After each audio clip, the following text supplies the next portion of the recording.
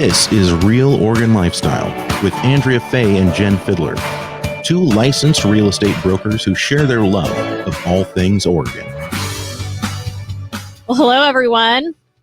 I'm Andrea Fay. And I'm Jenn Fiddler. And welcome to Real Oregon Lifestyle. Today, we're going to talk about some fun stuff, food, and specifically food for the people that are on the go. Jenn and I, because we're both licensed realtors, we have very, very busy lives in the summertime. And so we need some good, healthy, nutritious recipes that will get us through and feed our husbands that need lots of nourishment. But first, we're going to check in with the market and see how things are going. Jenn, what's going on in your area right now? It's kind of the same thing as last month when we talked about it. I just pulled up the numbers really quick. In June, we had 1.5 months worth of inventory, which was actually down from May, which had 2.3 months of inventory. So again, anything less than 6 months of inventory, 6 months is kind of a balanced market. Anything less than 6 months is considered a seller's market. And when we start getting at that to 1.5% level, that just shows you how strong of a seller's market it is. And I anecdotally am seeing that every listing pretty much has multiple offers.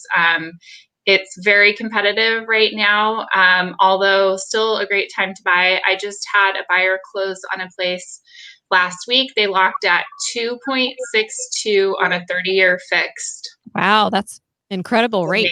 Amazing. Yeah. You know what? It's interesting because we're seeing something similar down here. Very similar numbers. Inventory is a little bit lower. We're still seeing multiple offers, and we're still seeing that prices are going up. However, yes, I agree. It's also still a very good time to buy with rates being so low. So same thing down here. You know, same bat channel, same bat time. So. Yep. So anyway, really anyone that's out in the market right now, especially if you're a buyer, make sure you're working with somebody that knows what they're doing. And you'll be in good hands. Jenn and I obviously know what we're doing. So anyway, so moving on, as far as our busy lives are concerned, because the market is a little bit crazy sometimes, our time is very, very valuable. And so in the summertime, we don't always want to spend a lot of time cooking, but we want to eat healthy, nutritious food. I do go out a little bit occasionally to restaurants just because, who doesn't want to? But Jenn, I think you've got some really good meal prep ideas to keep you going and keep you eating healthy and on track. What are your ideas? I feel like it's really easy to meal prep for lunches. You can always do chicken, vegetables. I tend to kind of keep it pretty standard, usually a protein and a vegetable. I like cauliflower rice. I put cauliflower rice in a lot of my lunches. It's just easy to be able to grab that, throw it in the car. Sometimes I eat it cold when I'm on the go, and it doesn't really matter. It still tastes good. So I do a lot of that kind of stuff. If I'm on it and I'm really, doing what I'm supposed to do, I spend a couple hours on Sunday making lunches and breakfast. And a lot of things that I do for breakfast are also just super simple. I take muffin pans and fill them with vegetables and top them off with a little bit of egg whites or whole eggs. And you can throw those in the freezer. They last all week. They take about 30 seconds in the microwave to heat up, and you've got a good breakfast again. Those don't taste good cold. I really try and plan it out too with dinners. I look at the week ahead and, try and have at least 4 meals at home. Sometimes that's hard to do, and it's a combination of both of us taking turns cooking. But I think the biggest thing, like anything in life, is planning, right? If you can spend 2 hours on a Sunday, it prevents me from being out. I have a saying I tell my friends in real estate: I'm always starving and I always have to pee, because those are the 2 hardest things to deal with when you're out showing houses or you're just out and about finding a bathroom. It's so Um, true. Oh my gosh, it's so true. But yes, and I'm in the same boat. I am a huge planner myself. Well, you know me. I'm on Sunday morning. I'm sitting there and I'm planning out. I do about the same. I try and aim for about 4 meals a week that um, are going to be pretty good. I try and aim for one bigger one that will give us leftovers. And then I try to do like maybe one or two that are easier meals that if for some reason all of a sudden I have to show property, then Nathan can take over and still accomplish the meal and it will still taste good. And he's just love him. He's just not as good of a cook as I am. Is Grayson a good cook? yeah, he's pretty good. He has, his 5 or 6 recipes that he kind of makes that, and I do that too. Like I'll always put stir fry on our menu. He can make stir fry, tacos. He's great at barbecuing. And he's willing to make other things too. It's just a matter of how creative I felt that week. Yeah. No, I get you. We in the summertime we tend to go with like really simple things, like kind of like with your meal prep. You pick a protein, pick some vegetables. I always kind of do like some rice on the side, just because I still like to have a little bit of carbs with my meal. I stick to about a half a cup of carbs for every meal, and then I do really well with that, and don't get starving. At least try and carry me through to the next appointment, or when I get hangry, it's not pretty. So we need food. Yes, we both get hangry. We do. We do. I actually was hangry last week, showing some property with people. The people were fantastic, great clients. And I got done and I was hangry on my way home and I needed food and nourishment right then and there. And I almost stopped at Burgerville because I was so hungry. I didn't, but I was thinking about it. So one of the things I have a few recipes that I was going to share with everybody today. One is my go-to recipe for the morning is my smoothie, and it's low carb. It's higher protein and relatively lower in fat. You still need a little bit of fat to carry you through. But anyway, um, really, it's just you can go. Hey, Andy, will you put the smoothie picture up there? So that is the start of my smoothie. I take my little Ninja cup and I pack some, like that's kale in it right now. And I will go ahead and disclose that if you're putting raw kale in your smoothie, then I think that you're probably at badass level for your smoothie. Um, I put spinach, I put like super greens, I put all kinds of stuff in there. I picked some strawberries from the garden. I threw those in there too. But you grow your own, right? I do. Those were from the garden. So that is my garden. You can see that I've been snipping leaves off the kale. And I just do that every single morning. I go out there and pick a few leaves, and that goes into my smoothie. I've met a few people. As a matter of fact, I've had a couple of people over to the house who pulled the entire kale plant up, not realizing. Oh, no. Ooh, yeah. You want to talk about hangry? My wife was like, Yeah, not a good idea. Yeah. I mean, you can do it that way, but you could still get more production off your kale if you just snip the leaves off. But anyway, so yes, and if we're talking about badass level, I will say kale is probably, and I'm not saying that I am a badass. Well, I kind of am. But you definitely, kale is probably at the top of the list, like, for the levels. Spinach, you don't taste it as much. It's a little bit, easier to blend.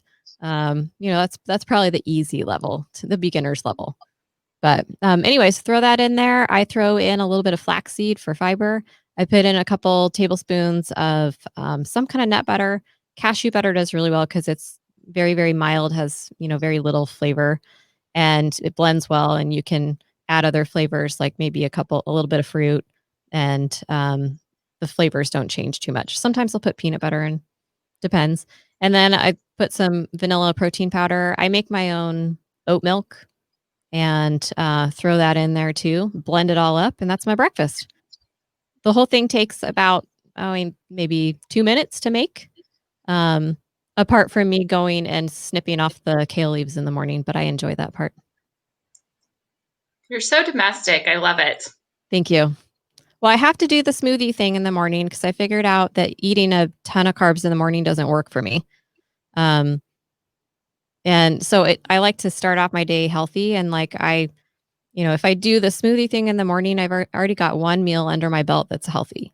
And if I've planned out my lunches, which I usually do, then that's 2 meals. So like 2/3 of my meals I've already accomplished and they're already healthy and I'm on track for the day. Usually dinner is the one that's like, "Hmm, how healthy are we gonna be?" So, Choices. It's yeah, tough. it is tough. It is tough. So as far as easy meals go, I have another one that is one of my all-time favorites. We've been growing Brussels sprouts, and I actually was able to harvest my first full serving of Brussels sprouts the other day, which was super exciting. There's the Brussies right there on the right-hand side. They're really very large plants. There's broccoli in there too on the left-hand side and one lone kale. It's a long story on the kale, but he's surviving just fine. But anyway, so this recipe is a really easy one. Um, I literally just salt and pepper and oil the Brussels sprouts. I just spray a little oil on them. And then the Italian sausage is just a ground Italian sausage. Um, and I just sprinkle a little bit on there for flavor. Throw those in the oven, roast them, and really you don't need to have very much of the sausage on there because you don't need to add a ton of fat, but you just need to add the flavor. And so roast that. It's total probably about 20 minutes. I flip them halfway through, pull it out, and then I add a balsamic reduction over the top. And you don't need very much. It's a very powerful sauce, but it is phenomenal. And it's a really delicious way to eat vegetables. And a quick little side note here, anybody that doesn't like Brussels sprouts or says, "Oh, Brussels sprouts," they're literally mini cabbage. Get over yourself. Eat them. Well, you know what's funny? They're mini cabbage, and I actually watched something on Brussels sprouts and how they've evolved, over, the last 40 years or something. They've actually been bred to taste better than they used to be, and so the people that say, "Ooh, Brussels sprouts," it's probably because they had the kind that were really bitter, from before that were not hybridized. So last night on Pardon My Fork, we had some wines from the Southern Oregon, and they talked a little bit about how the smoke had affected them in the years past. And the wine industry is actively trying to call the wine smoke affected instead of what they originally called was smoke taint. Hmm, So interesting. maybe they just bred out the smoke taint. You never know. You never know. Yeah. Um, so let's go to the next one. So the next one, we've been growing a lot of potatoes in our garden. I love the summer because we get all this produce from the garden that's free. Well, kind of. I mean, I have to pay for the water, you know, but still, it's mostly free. Sweat equity. That's right. Did a little work.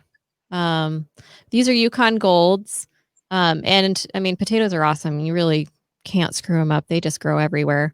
If you're not careful, they will pop up everywhere, and they have. We didn't plant potatoes this year, and we have a huge crop of them. Uh-huh. Uh-huh. Yeah. I planted some last year and I tried to move some and then a couple strays came up and they turned into the biggest plants and some of those have the best potatoes. So they're good and tasty and they're very large potatoes. These ones are really easy. I end up parboiling them, so you're kind of boiling them and cooking them halfway. But that kind of makes them it makes it easier for them to go back into the oven and it doesn't take very long to roast them. But the cool part is if you coat them in a little bit of olive oil, salt and pepper, they need salt. You definitely need salt on there. But they end up getting this nice crispiness in the oven after you do that. And they are phenomenal. Quick tip from the resident foodie here. Mhm. If you want to microwave your potatoes again, par baking them basically, Mhm. wrap them in a wet paper towel, microwave them for a couple of minutes. They'll cook so much faster. They partially finish. Don't cook them all the way in the microwave. That makes them gross and mealy, Mhm. but you can definitely cut your cook time in half. Yeah. It's all about saving time. Mhm. In this case, I do the parboiling. This is a funny little Nathan quirk. He thinks that anything in the microwave is going to cause cancer, and so we're all going to die if we eat food from the microwave. So that's why I parboiled it on the stovetop. But either way it works, you know? Gotcha. Yeah. So note to self when you see Nathan next, he's afraid of the microwave. So those are my three. I have one more that I don't have a picture of, but that is a picture of a zucchini, which will eventually turn into, it'll go into my recipe for Sicilian lemon chicken with zoodles. And zoodles are a tricky thing because if you don't cook them right, they come out really mushy. You can overcook them very, very easily. Um, they can come out watery. They can be really gross sometimes if you don't do it right. I've also kind of figured out the lazy man's way to cook zoodles, and that is in the oven because they don't come out as watery. And to me, it's less mess, and I like less mess. So I throw them on a sheet pan, and I put just parchment under them because again, I don't want to clean that pan very well either. So I make it easier on myself. Guys, if you want to be really fancy with your zoodles, you can, zoodle them. Take the zucchini and zoodle them. Put them in a bowl. Don't heavily salt them, but make sure that they're kind of coated in salt.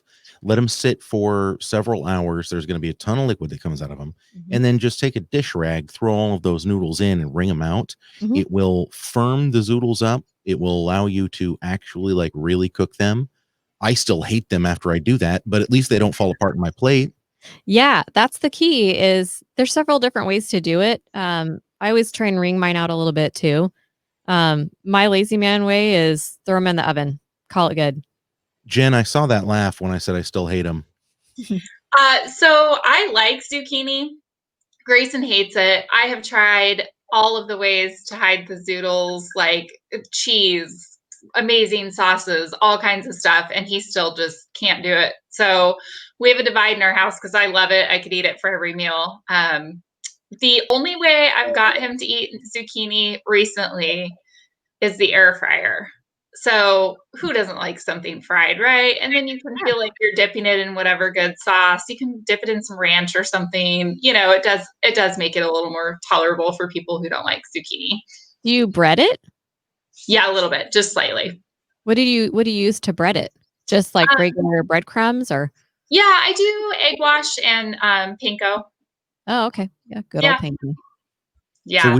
we recently started doing something, you guys, where we fire grill zucchini in cubes. And literally I just, I cut big slices and quarter them, and then I just throw them on the grill and actually get a little bit of that fire char on them, Mhm. and then throw some pesto over them. I would take that all day long over zoodles. Oh yeah. Does Grayson like pesto?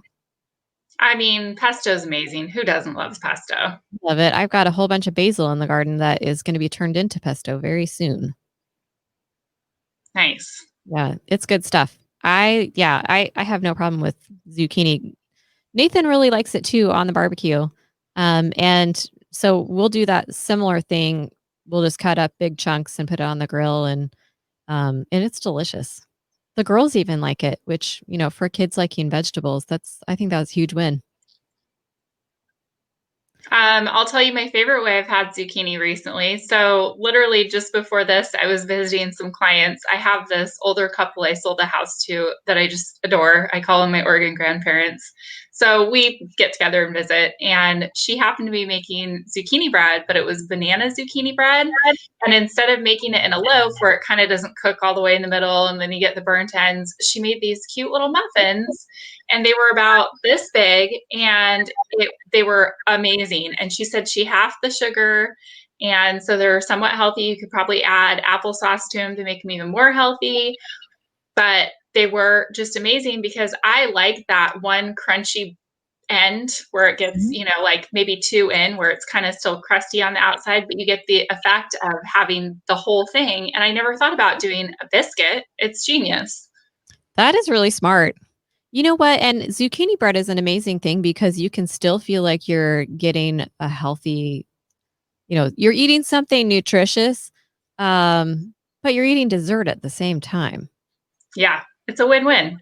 It really is. I mean, nutritious dessert, I think that's a good thing. Yeah. I don't know if you'd call that nutritious once the We're frosting goes just on, gonna but call it nutritious. No, it's actually by the time we put like the chocolate chips in it, then it's going less and less nutritious and more to just plain sugar. Yeah, Yeah. I was gonna say that's kind of like calling banana brownies healthy, but it's Hmm. whatever you guys wanna do. Hmm. Yeah. Well, I mean, at least it's kind of an example of, replacing certain things with vegetables to make it healthier. That's one thing I definitely try to strive to do is, everyone's trying to go low carb these days. And if I can take some of the carb out and replace it with more vegetables, then that's good. And, it's got to be a win. The more vegetables we eat, the better, right? I think so. Yeah. Well, I think that that's all that we have time for today. Um, Yeah, unless we you d didn't give me time to check on any of ooh, the and the listener questions. questions. Oh, Yeah, let's I'm do that. sorry. I don't have any prepped for you. We didn't Oh. have time today, but I will let you know that this Saturday we are cooking a whole alligator at my house. Ooh, So that's right. if people want to What? check out the photos of that, I will be sending some to you, Andrea. Is that going to lower the value of my house if people know If people that know that you've been cooking alligator? Oh, that's a good question. I think that you'll be okay as long as you present the food a little bit more hoity-toity. Now, if it seems a little bit more like redneck, we might have some problems there, you I know? gotcha. So stuff it full of zoodles. I get what Yeah. you're saying. That actually reminds me of a story. My stepbrother used to flip houses here in the Northwest, and there was one house that they purchased as a flip property, and it came with some alligators that were in a kiddie swimming pool in the garage. Live Oh, alligators. goodness. Yes. I Uh, will say that I've had alligator before and it was really good. I've never had it, and I think it probably will be delicious. I got to see the frozen version of it sitting on Andy's counter, and it it does look like it could be good food. I don't know. How are you going to prepare this thing? I know you're smoking it. yeah, it's going in my big competition trailer smoker. Okay. And we are just gonna let it roll for like 4 or 5 hours. I've consulted with a couple of the celebrity chefs that we know and love. Vic Clevenger's talked to me.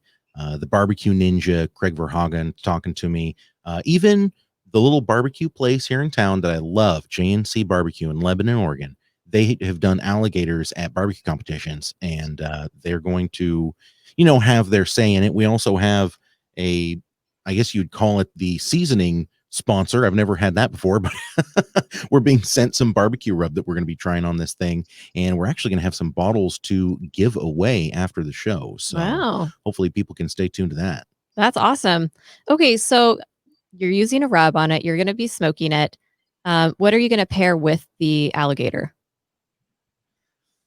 I'm not sure yet. I am going to be getting some beers. I don't know what they're going to be yet. They're probably going to be unfiltered and more on the amber side of the spectrum.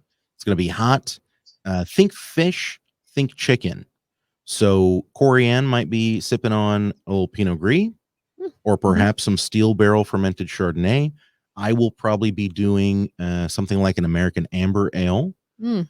Uh, Probably not IPA for me because that's going to be you're going to have a pretty delicate flavor, I assume, Hmm. on the alligator. So I don't want to overwhelm it with anything. Interesting. So, is alligator a fatty or lean meat? Extraordinarily lean. I actually have a 30-pound box of bacon that we're going to be using to wrap the alligator because if you don't keep it moistened with that fat. Oh, and the inside, normally like in a barbecue competition, everybody I've talked to, they stuff it full of sausage. But Craig Verhaga let me know that if we don't want to have that much meat laying around, we can just do apples, oranges, and red onions, rough cut and put inside to keep it moist. That sounds healthier. By the way, you keep saying the M word. That is kind of like Jen's and my nightmare word. Oh, What? I'm sorry. Oh, moist. Mm, Yeah. yeah.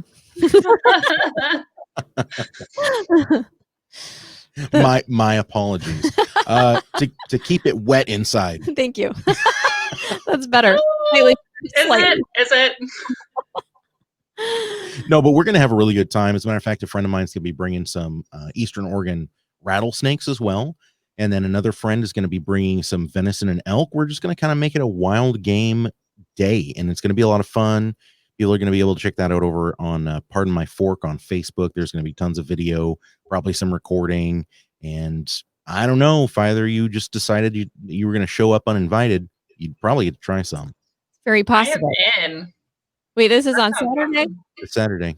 Oh, I'm rafting that day. I'm doing one of my fun things in Oregon, and that's rafting. Well, I'm doing one of my Oh. fun things in Mhm. Oregon, which is cooking dead animals. I love it. Well, okay.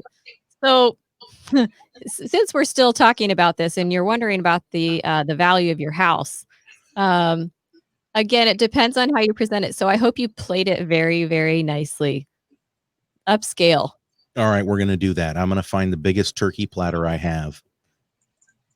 Okay. I that feel sounds good. like cooking like wild game and stuff is like in right now. Everybody's doing carnivore and like wild meats and stuff. It's like, yeah, cook all of the things. Mhm. It's totally in. Nathan Ooh. and I did wild boar a couple months ago. That was fun. Yeah, which is actually a question I have for you guys. So obviously the head is still on this alligator. What do we put in the mouth? I was thinking about going and getting a Cornish game hen. That's a Oh tough. yeah, for sure. You got to have another animal in the alligator's mouth for sure. I don't know where I'm going to find a squirrel at this time, but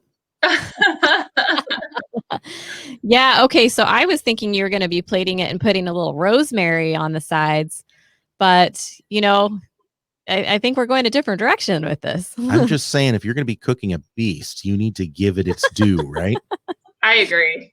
Yeah. I'll totally agree with you on that one. But wow. Okay. So Northwestern eating at its best. I love it. I think that's awesome. All You the should title, game. you should title this episode "In the Weeds." I like it. Okay, so that definitely doesn't fall into the category of a fast, nutritious, speedy realtor recipe, but we definitely want to follow up on Andy's alligator and how that turns out. But we will also post our recipes to our website at realoregonlifestyle.com. So if you're curious, if you want a good healthy recipe that actually tastes delicious. I mean, that's the whole key. If you can eat vegetables that taste good, then you'll eat your vegetables, right? So anyway, we'll post those to the website and any other meal prep ideas that could be useful. So check that out. But today, that's all we've got time for. So thank you for joining us. Find us on Facebook, Instagram, and YouTube. Thanks a lot. Have a great day. Thank you.